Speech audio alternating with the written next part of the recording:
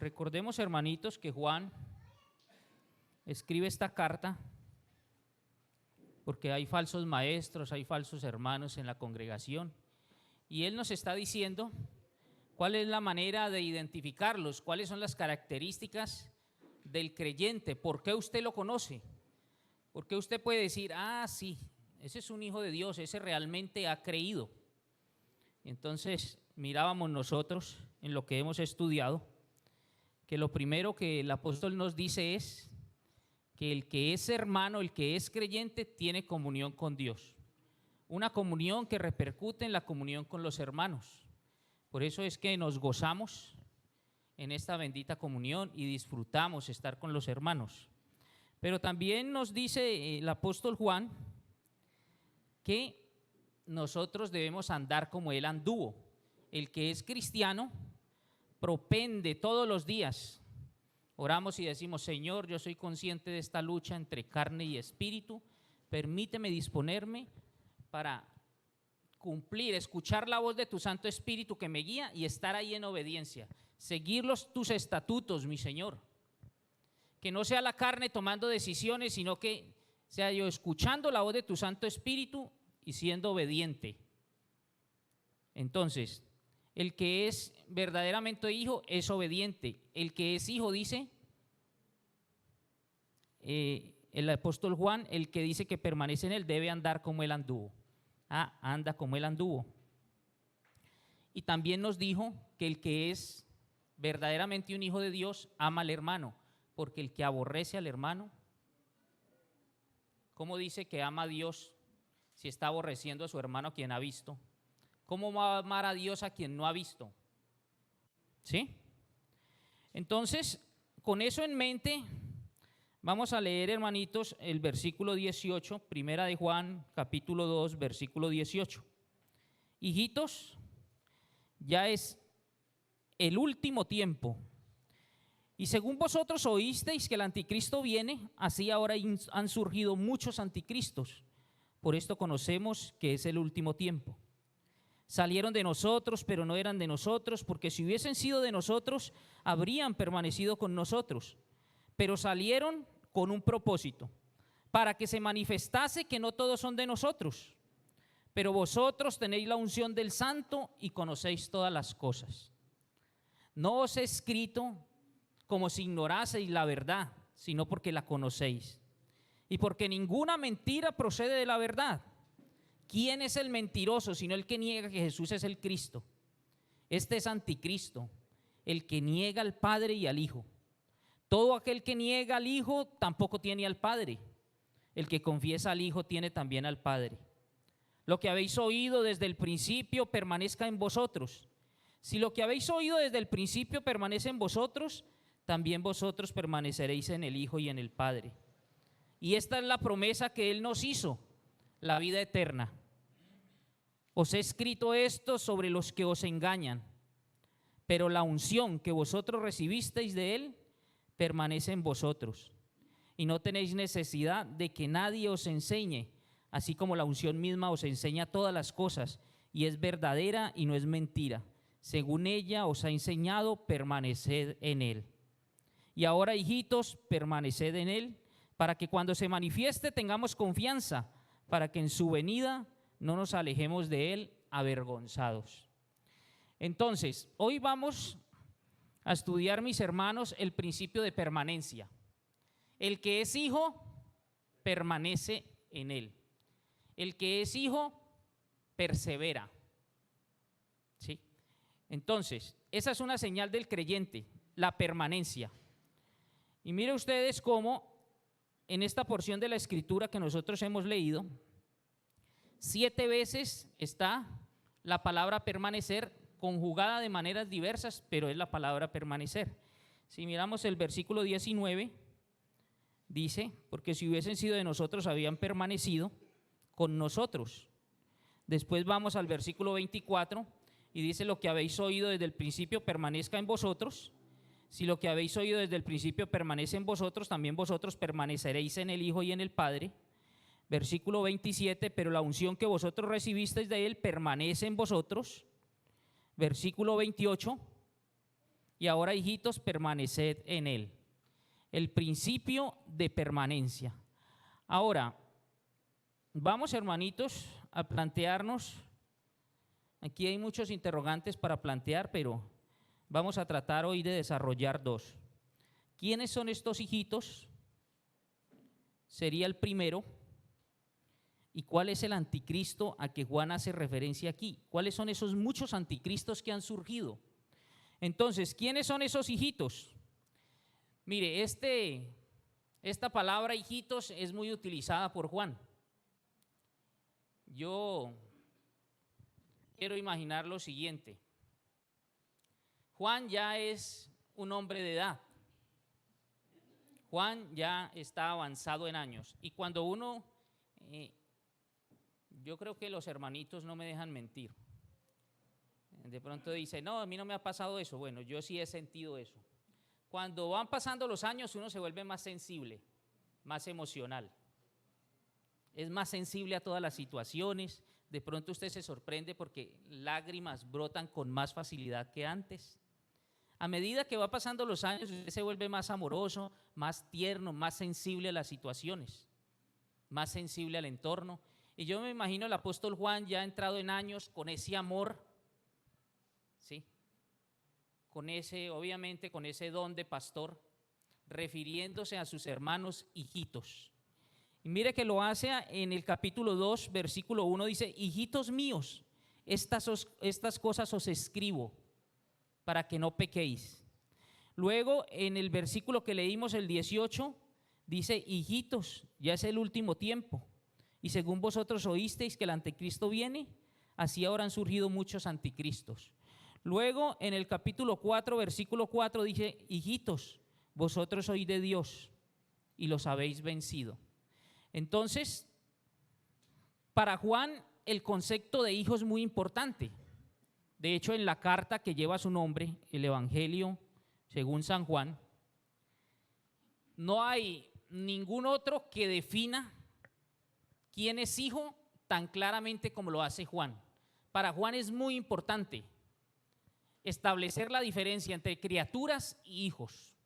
Y por eso vemos allí en el capítulo 1, desde el versículo 11, él dice, en Juan 1:11, él dice, a lo suyo vino y los suyos no le recibieron, haciendo referencia a mi Señor Jesucristo. Mas a todos los que le recibieron, a los que creen en su nombre, les dio potestad de ser hechos hijos de Dios, los cuales no son engendrados de sangre, ni de voluntad de carne, ni de voluntad de varón, sino de Dios. Entonces mire cómo empieza él a dar esas características de los hijos, ¿sí?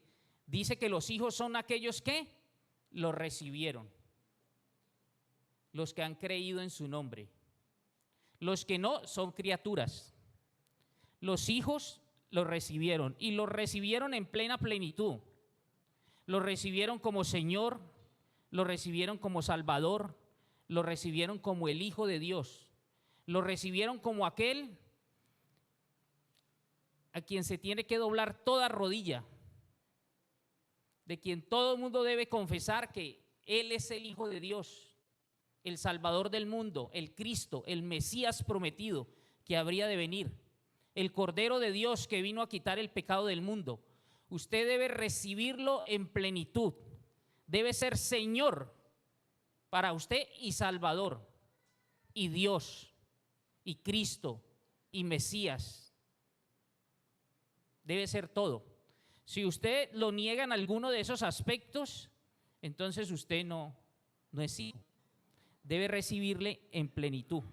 Los que creyeron en su nombre, y mire, dice, los que creyeron en su nombre, ¿qué pasó con los que creyeron?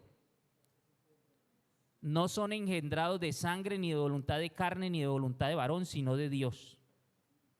Dios le da la potestad de ser hechos hijos suyos. Hijos de Dios. ¿Por qué? Porque creyeron. Entonces, al creer, nacieron de nuevo. Pero no nacieron, y especifica Juan, no nacieron de voluntad de hombre, no nacieron de carne, ni nacieron de sangre, nacieron de voluntad de Dios, dice. claramente. Entonces, no porque usted sea un ser humano que salió del vientre de su madre y se desprendió del cordón umbilical, la ley civil dice, usted es persona si nace y después de cortado el cordón umbilical respira siquiera un instante. Desde ahí es persona, antes no se reconoce. ¿Sí? Pero aquí dice, venga, usted es hijo de Dios, usted puede, ya nació, usted es criatura, pero para ser hijo de Dios tiene que nacer de nuevo, nacer espiritualmente. ¿Y cómo nace? Tiene que recibirlo, tiene que creer en Él. Tiene que nacer no de carne y sangre. Tiene que haber una regeneración, tiene que ser engendrado nuevamente, no por voluntad de varón, sino voluntad de Dios. Entonces de allí que Juan, en el texto que leímos en el versículo 23, él diga, todo aquel que niega al Hijo tampoco tiene al Padre. Y lo niega porque no lo recibió plenamente. Porque ¿cuál era la problemática aquí? Había un grupo de gnósticos que decían, no, Él no vino en carne. Él vino, pero nació Jesús y de una virgen. Pero cuando fue bautizado es cuando Cristo viene a Él. Y Cristo lo deja después de que va a ser crucificado. Entonces tenían y estaban enseñando esas herejías allí en la iglesia. Por eso Él empieza a decir, ojo, este es hijo y este no. El que no lo ha recibido plenamente, el que no ha creído en plenitud, que Él es Dios, que es el Hijo de Dios, que vino en carne, que se encarnó, que es el Mesías, que es el Cristo, que es Señor, que es Salvador. Entonces ese no es. Por eso dice, todo aquel que niega al Hijo tampoco tiene al Padre. Pero el que confiesa al Hijo tiene también al Padre. Mire, confesar al Hijo es creer que Él es la segunda persona de la Trinidad, que todas las cosas fueron hechas por Él, en Él y para Él, que sin Él nada de lo hecho hubiese sido hecho, ¿sí? Que Él es el Cordero de Dios, dispuesto desde antes que todo fuese. El que Juan cuando lo observa venir dice, he ahí el Cordero de Dios que quita el pecado del mundo. El único que con su sangre preciosa quita el pecado. Como ya lo había dicho allí el mismo apóstol Juan en 1:7, y la sangre de Jesucristo su Hijo nos limpia de todo pecado. Entonces, tiene esa implicación. Es a quien Dios le confirió un nombre que es sobre todo nombre. Ahora, creer en el Hijo, creer en mi Señor Jesucristo, recibirle, tiene unas implicaciones, y es que usted tiene que vivir bajo su señorío. Usted no puede decir que creyó y vivir en desobediencia. Por eso él antes ya lo había aclarado, ¿sí? Si me amáis, guardáis mis mandamientos, obedece. Pero si usted dice creer y usted no obedece, lo invito a que reflexione, a que se examine, a que se arrepienta de sus pecados y se vea representado en Cristo, en su obra redentora. Porque no es creer la palabra, no es simplemente hacer una profesión de fe, no es solo proclamarlo, no es que solo salga de sus labios. Por eso mi Señor dice, este pueblo de labios solamente me honra. Su corazón está muy lejos de mí. Y vendrán muchos y me dirán, Señor, Señor, en tu nombre nosotros echamos fuera demonios. En tu nombre hicimos esto, lo otro. Yo era muy activo en la obra, Señor. Y mi Señor, apartaos de mí.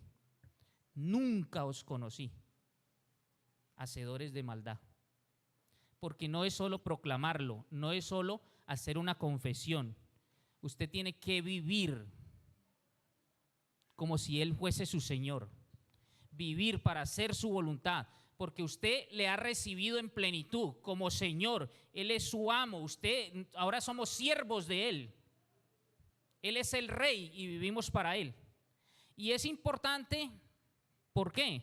Porque hay muchos que confiesan con palabra, pero con hechos lo niegan. Confiesa con palabras, es posible confesarle con palabra y con los hechos negarle. De hecho, no es que sea una posibilidad. Si usted y yo somos sinceros, entonces tenemos que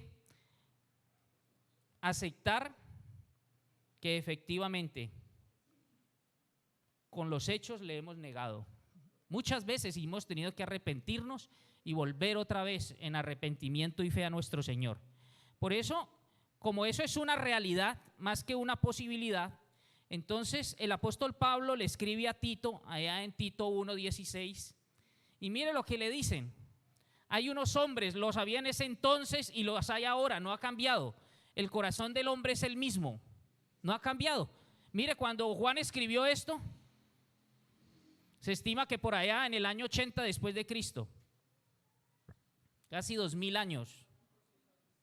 Y mire lo que está diciendo Pablo a Tito. Mire, profesan conocer a Dios, pero con los hechos lo niegan. Estos han hecho una profesión de fe, estos han dicho que son cristianos, estos se identifican con el nombre de Cristo, pero cuando uno ve cómo viven, uno se da cuenta que no, con sus hechos lo niegan. Dicen que son, pero con ese comportamiento, con esa actitud, con ese desplegar, con esa forma de direccionar su vida, ya se dieron cuenta que no. Pero Pablo no lo deja ahí nomás, ¿no? Mire, dice, profesan conocer a Dios, pero con los hechos lo niegan. Y sigue y dice, siendo abominables y rebeldes. Y este rebeldes es desobedientes.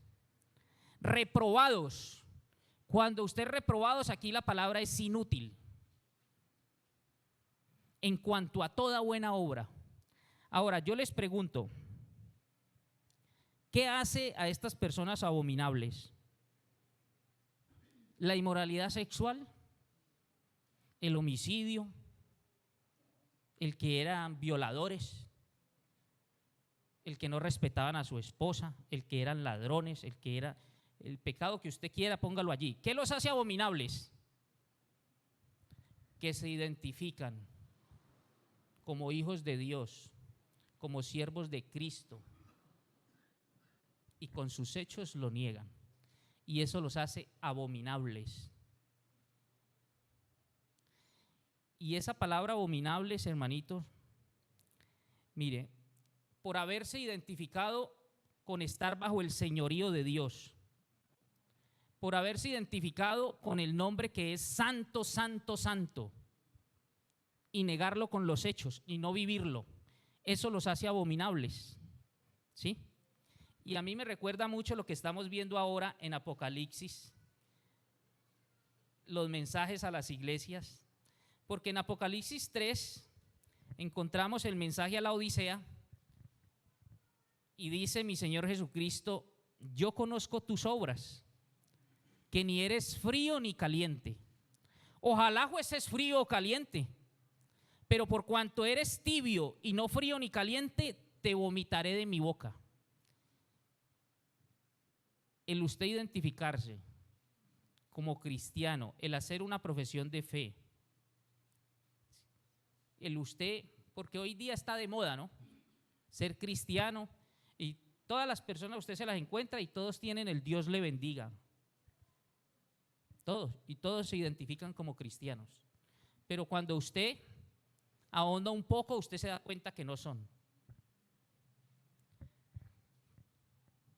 Y se hacen abominables, como dice mi Señor aquí. Algo es como que usted le repugna, como que usted, y es lo que dice mi Señor.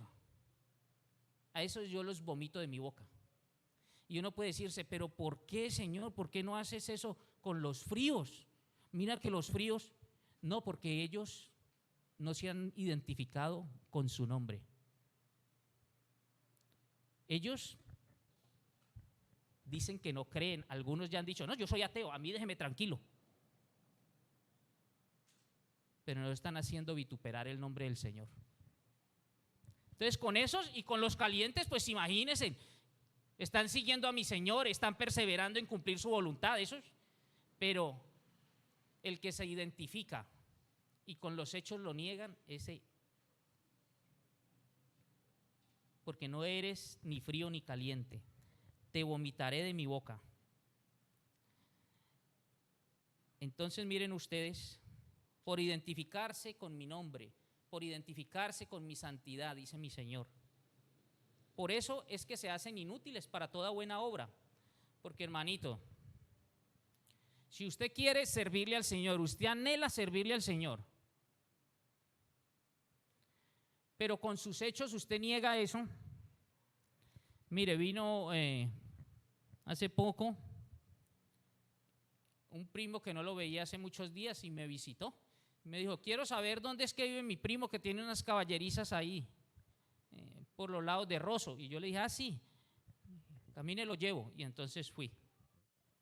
Y estaban, hermanitos, aguardiente, eso eran botellas en esa mesa.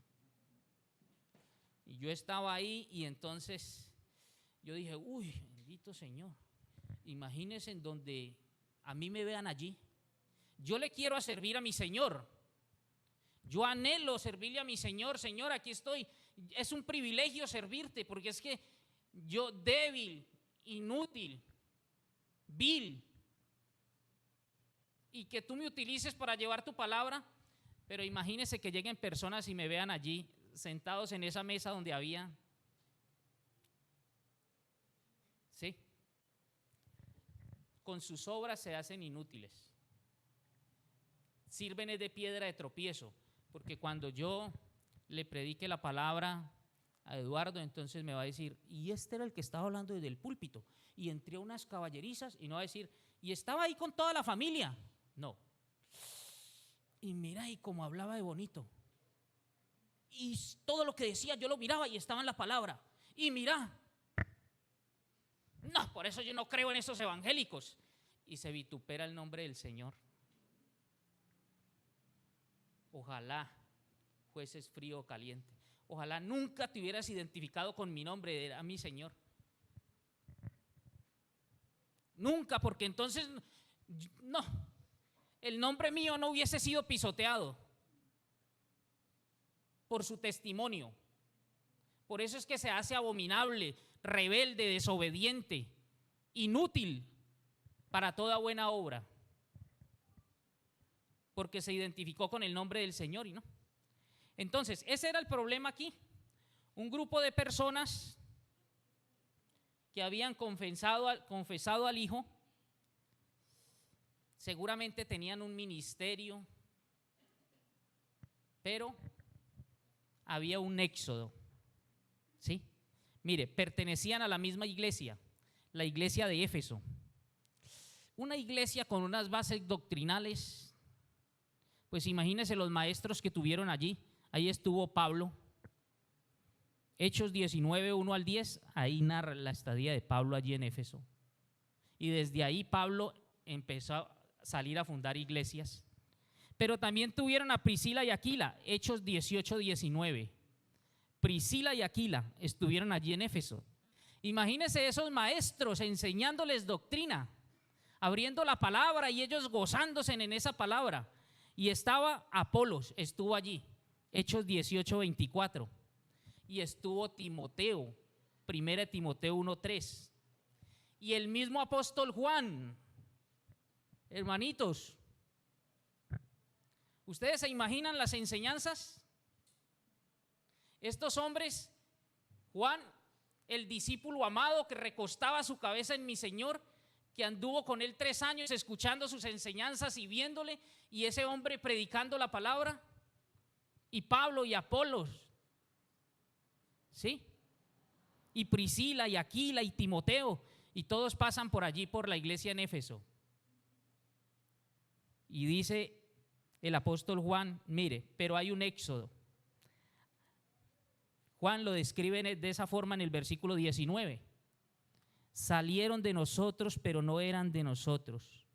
Porque si hubiesen sido de nosotros, habían permanecido con nosotros. Pero salieron para que se manifestase que no todos son de nosotros. La permanencia, hermanitos, en la fe es la prueba contundente de que yo soy hijo de Dios. Ahora, quiero aclarar, ¿no?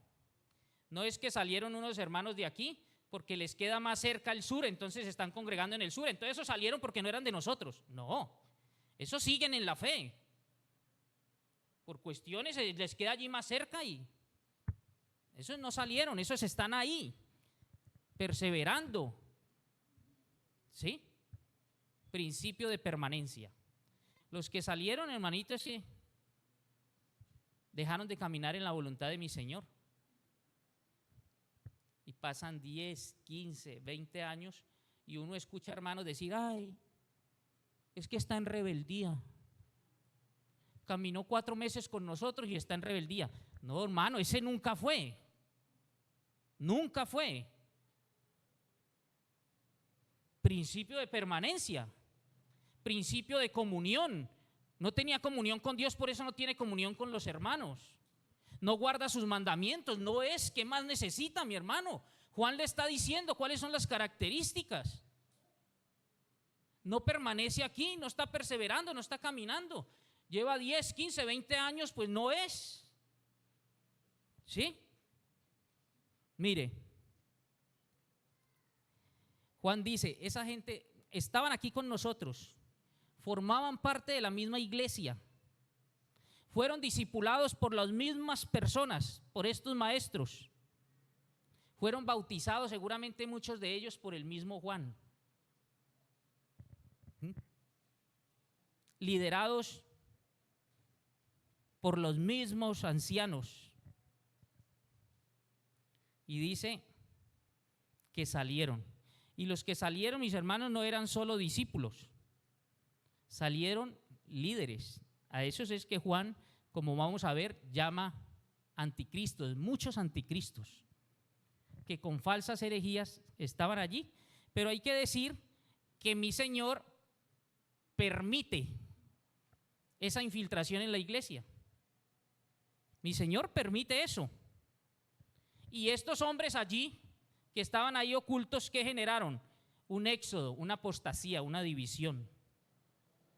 Y Juan los calma a la iglesia y le dice, tranquilos, hijitos.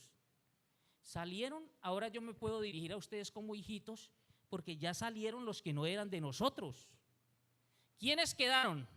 Los hijitos. Se fueron los que no eran. ¿Sí? Entonces les dice, no, tranquilos.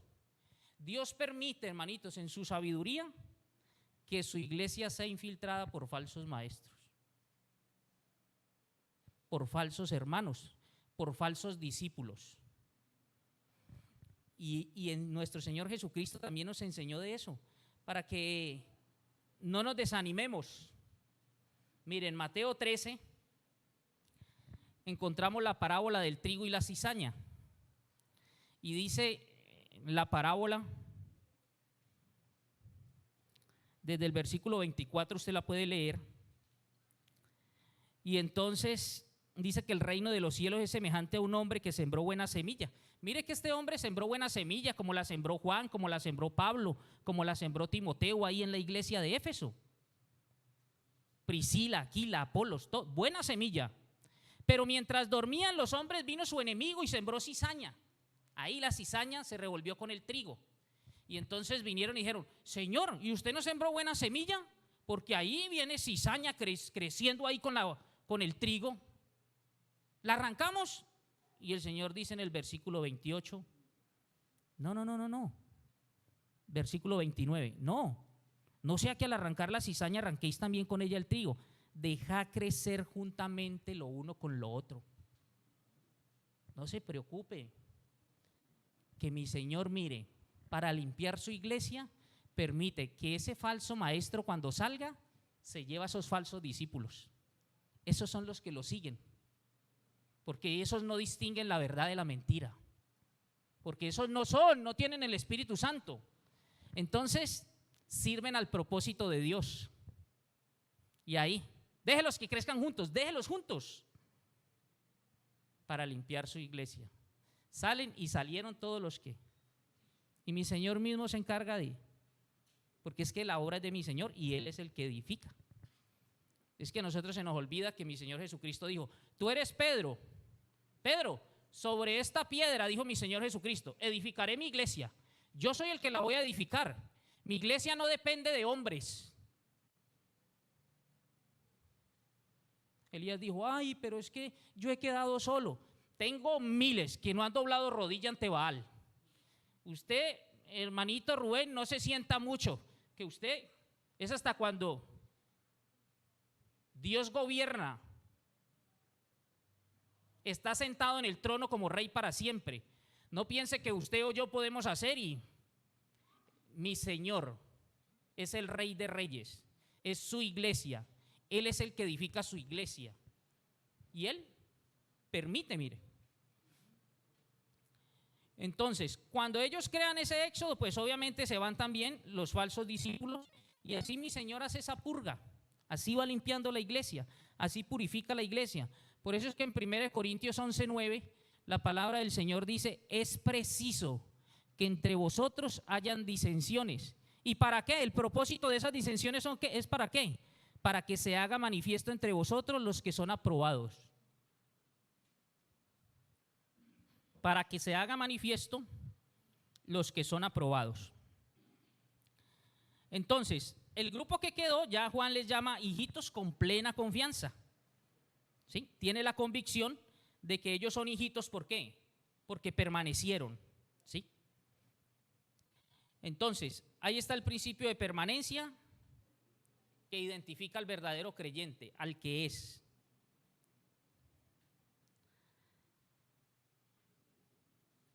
Y como eso nos puede desanimar, hermanitos, porque usted puede decir, ese hermano, hace poco escuché el testimonio,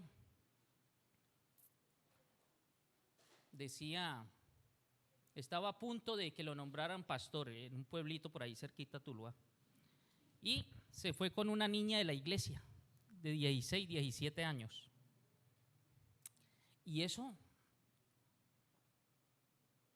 suele hacer mucho daño en la congregación, ese testimonio. Y entonces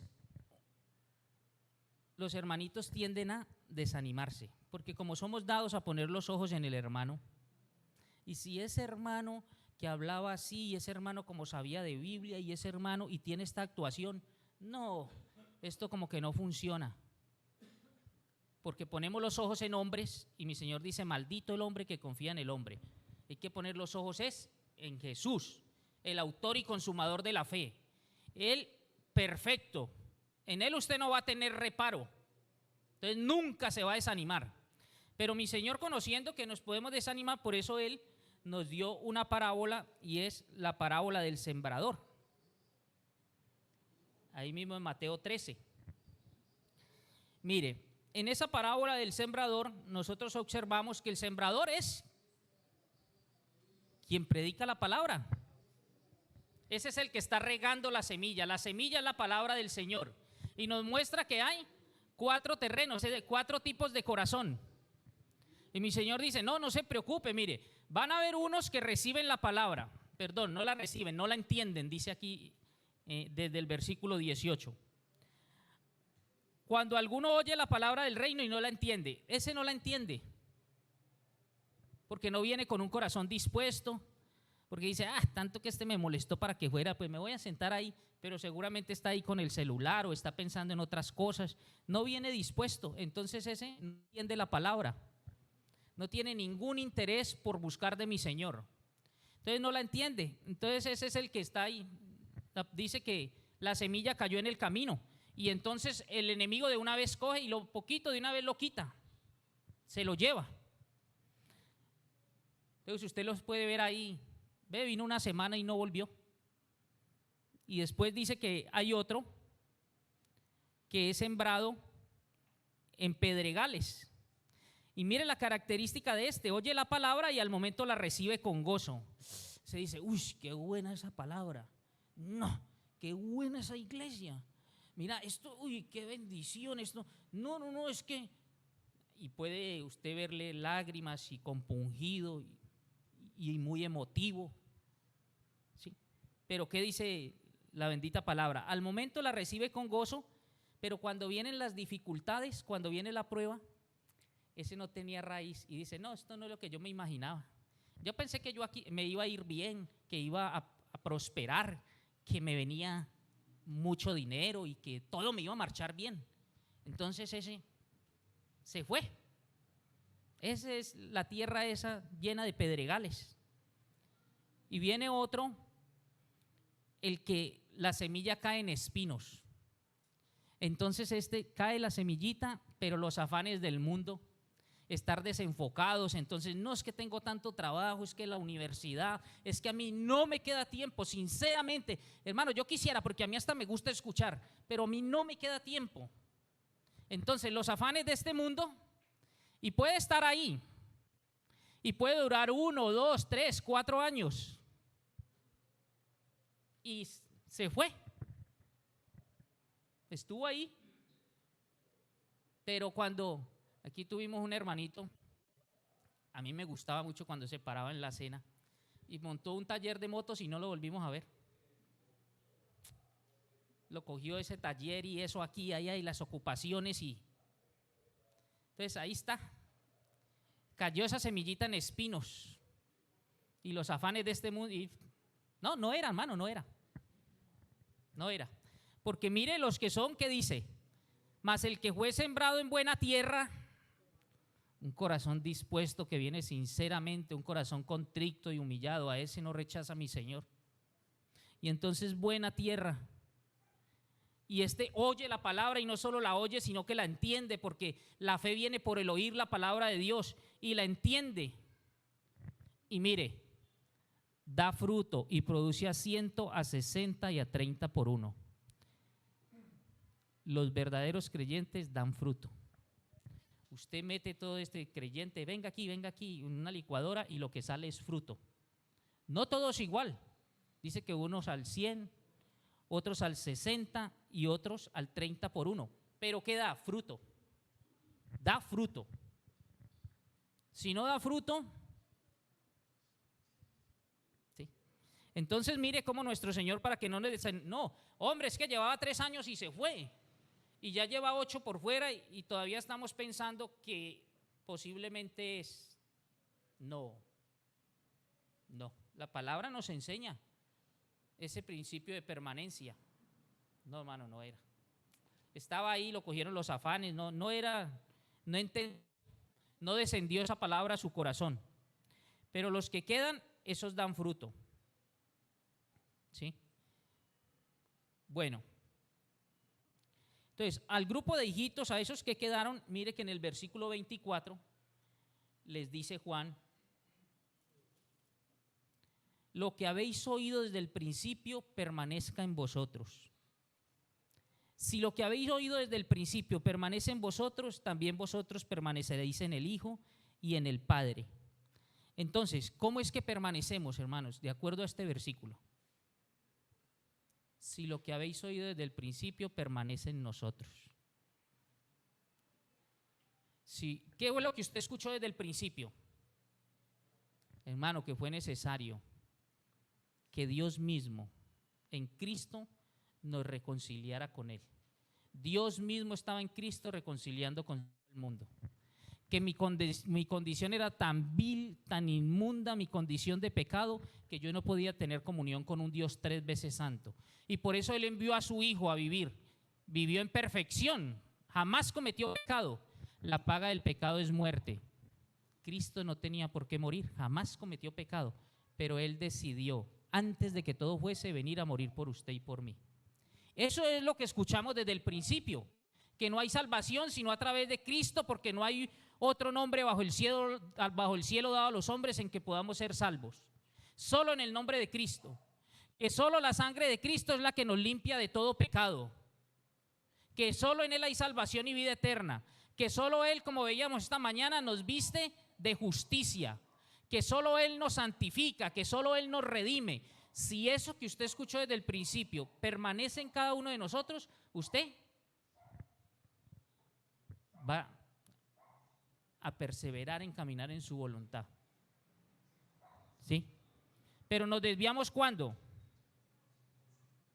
Cuando esto no permanece en nosotros. Cuando usted cambia la verdad por un evangelio diluido. Cuando usted cambia la verdad por ese evangelio que hoy se predica de prosperidad, por ese evangelio de una confesión positiva. Declárelo que eso ya es suyo.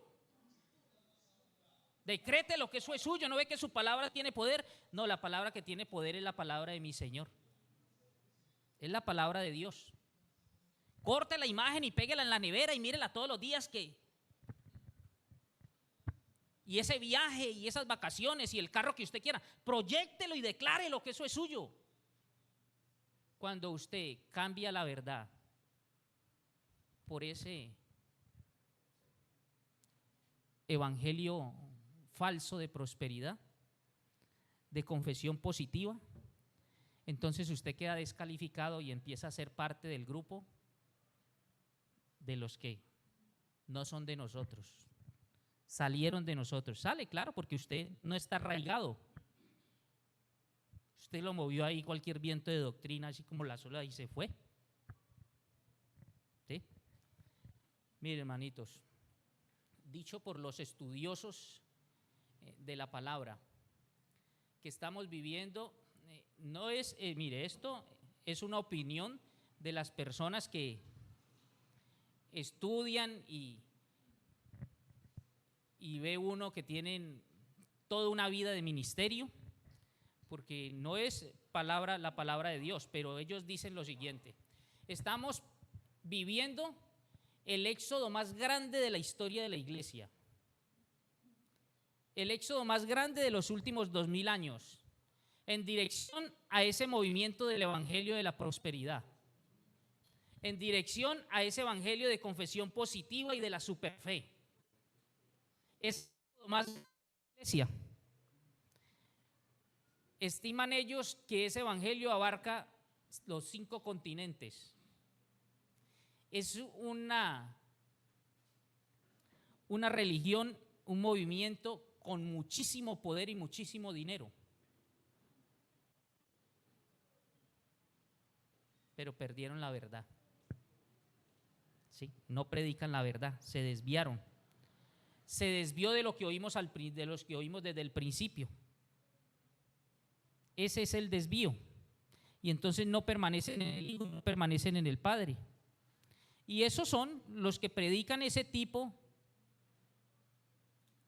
de evangelio de prosperidad, pues son los anticristos a los que se va a referir Juan. ¿Sí? Y entrando ya en el segundo interrogante, ¿quiénes son esos anticristos? Mire, la palabra anticristo, la palabra, no el concepto, la palabra, la usa Juan 5 veces. En primera de Juan 2:18, ahí la leímos 2 veces. Ya es el último tiempo y según vosotros oísteis que el anticristo viene, así ahora han surgido muchos anticristos, por esto conocemos que es el último tiempo. Entonces, mis hermanos, usted que nos visita hoy, amigo, mire, usted ha escuchado la palabra de verdad. La salvación solo es por Cristo. La bendita palabra enseña que no hay hombre justo que haga el bien y nunca peque. La palabra enseña que mi Señor nos vio desde arriba y no hay justo ni aun uno. Todos se desviaron, todos se hicieron inútiles. No hay quien busque a Dios, no hay quien haga lo bueno, no hay ni siquiera uno. Por eso mi Señor envió a su único Hijo, porque nos amó de tal manera que envió a su único Hijo con un propósito, para que todo aquel que en Él cree no se pierda, mas tenga vida eterna. Y el ofrecimiento de salvación está allí. Allí está. La salvación es para todos. Mi Señor dice: Jehová cargó en Él el pecado de todos. Usted debe apropiarse de esa salvación, porque la salvación es un regalo, es por gracia, y se apropia de ella por medio de la fe.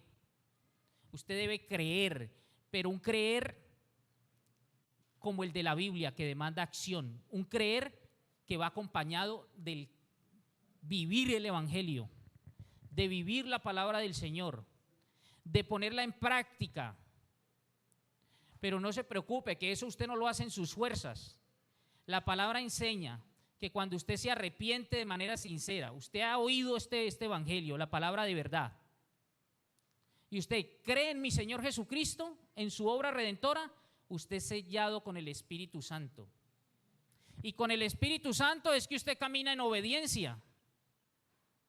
El Espíritu Santo le pone ese sentir y usted empieza, este ya no es mi espacio, no me siento bien aquí, en este sitio. No, yo estoy haciendo esto mal.